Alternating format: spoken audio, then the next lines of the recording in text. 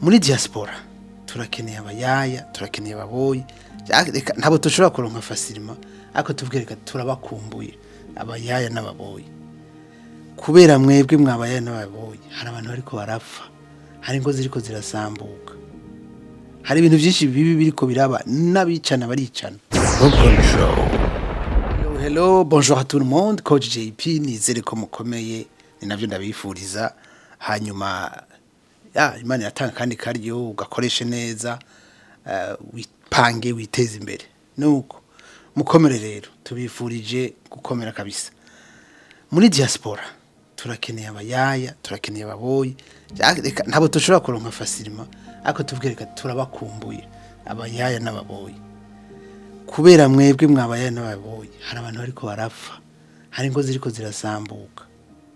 hari ibintu byinshi bibi biriko biraba n'abicana baricana kuko abagabo bavuga bati bamwe apana bose iyo ndiko ndavuga gutyo si bose hariho abantu bateye imbere muri diaspora bameze neza twari dukwiye no kubarabirako tukabaha umwanya bakavuga bakatubwira ingene bo babigenjeje. Alors rero kubona ndiko ndavuga nti dukeneye abayaya n'ababoyi ni kubera hari abantu benshi bajino swate barezwe n'abayaya cyangwa bari bafite n'abayaya n'ababoyi mu nzu. Hari ibintu rero bishika ngaha ukabiraba iyo biriko birashikwa avuga ati eske ingorane nuko twifuza abo bayaya n'ababoyi kandi tushobora kutunabaronka ntibikunda ngo muhemba anganiki. Rero abantu basigaye hariho amakupure mumaze kuvyumva ariko aricana umugabo akica umugore kubera umugore yasavye ko aja ku kazi umugabo nawe ati guma muhira urera abana umugore nawe ati naragiye kwishuri narahejeje mfise diplome ifo ko ndayikoresha nshaka kurungira amahera mama ndinda kugusaba kubera iki. C'est tout ça, c'est l'évolution du monde. Abagore bafise akazi abagore bafise ama diplome abagore ntibakigumizwa mu nzu. Alors est-ce qu'on doit s'ajuster? Bien sûr que oui, mais ajustement tuko turakora hariho abantu inanira. Mu Bubiligi umugabo yishe umugore, mu Bufaransa umugabo yishe umugore, mu Bwongereza umugabo yishe umugore, je pense no muri Swede kandi bose ubiravye bashaka ko abagore baguma mu nzu. Amugore asohotse agashitangura kwiyumvira n'ibindi bivuga ko guys tugeze ahantu hatorosha aho ntituravuga rero abana baba batamerewe neza muri urwo rugo rumeze gutyo n'abagaca baja mu bintu bibatuma bibagira no kuvuga ko ari byayo mu mutwe ari abagenzi babi ari umva haca habakaho. Rero hariho amafamiye ari muri kao kabisa nta muhinga wo kurera nama nabivuze ariko hariho des efforts qu'on doit faire collectivement collégialement nta umuntu umwe arashobora gutera imbere muga turi kumwe turabirabure turabarundi turabanyarwanda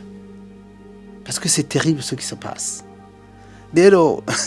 niho ndababwira nti dukumba yabayaya kuko ibibazo biba mu bibi muri izi ngo zacu nuko ibikorwa bitagenda nkuko vyatuza kugenda kuko twamenyereye ababidukorera. Hari abantu bamwe bamenyereye ababibakorera très dommage cyangwa nabo nyene bakuze baba bafise abayaya kuko generation yavuye ruguru igiye kwiga ni après indépendance même avant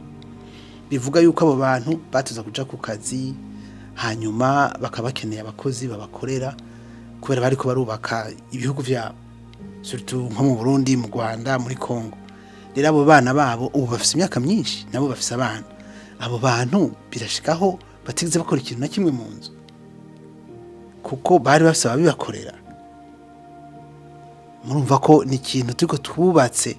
c'umuyaya n'umuboyi muri generation no ku myaka myinshi. Iyo dushitse hano rero kugira usubire ufyonde bouton kugira ufyonde bouton uvuga uti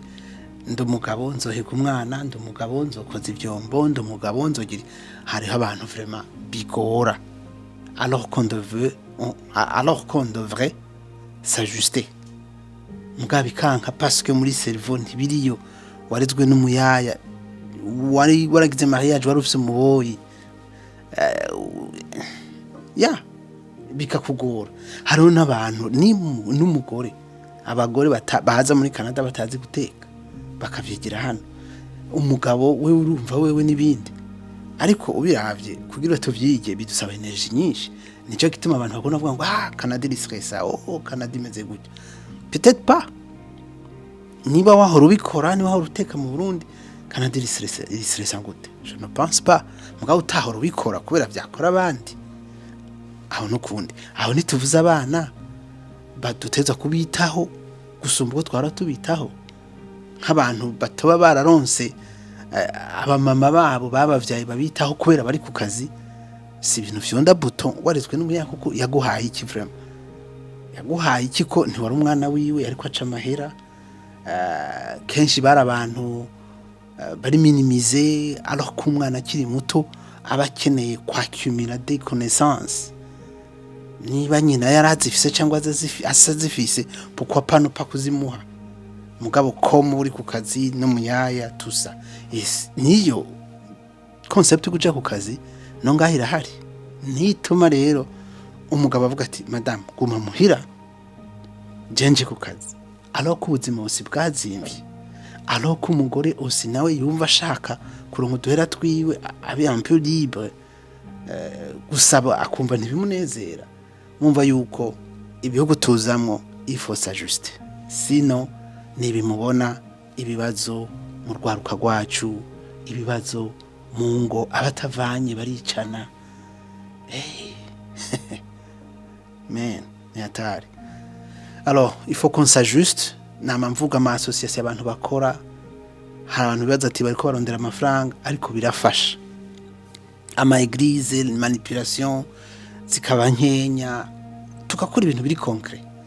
barabikora ariko hari igihe nabo bashobora kurenza urugero gatonya sometimes kuko preuve nuko bama ariko bakubita église imuvemo zitatu no kuvuga ko la gestion n'est pas claire hama bana bagashwana bana ni dossier zikomeye nzogaruka kuri abo bantu hari umuntu waheruka kwica umuntu muri France nigisu mw'abantu ngo yamusabye yuko azoguma muhira atazoja ku kazi umugore nawe yarafise je pense diplôme ikomeye yashobora gukoresha mu France vraiment sawa tugerageze murakoze nawe utaha ko JP